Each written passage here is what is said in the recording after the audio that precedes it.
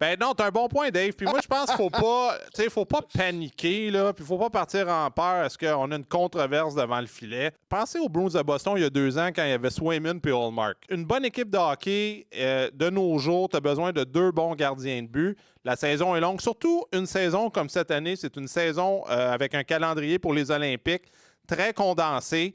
Fait que ça va être difficile pour n'importe quelle équipe à utiliser juste un gardien de but à travers la Ligue. Pas juste pour le Canadien de Montréal, là, pour toutes les équipes dans la Ligue. Fait que moi, je vois ça d'une bonne nouvelle que, comme Dave dit, que tu as un gars comme Debèche présentement qui va très bien.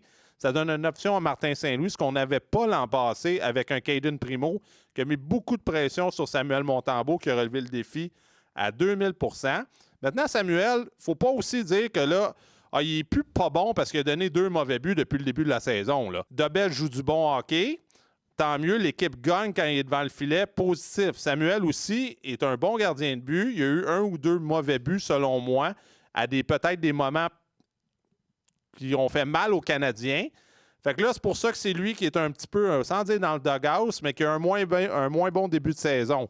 On le voyait dans le dernier match, Samuel. Tu vois qu'un gardien de but n'est pas confiant, il est un peu plus creux devant son filet. Puis là, moi aussi, je fais le tour un peu des médias, des gens qui jugent, sont tous experts des gardiens de but aujourd'hui. On avait 6 millions de coachs de goalers au Québec parce que tout le monde connaît comment Montembeault goalait. Puis là, Debèche est rendu le nouveau Patrick Roy. Puis écoute, Samuel, c'est un gardien de but quand tu n'es pas en confiance, tu es plus petit, tu hésites. Puis on dirait que tu veux tout faire les arrêts en même temps au lieu juste de focuser. Puis ça, c'est un réflexe naturel.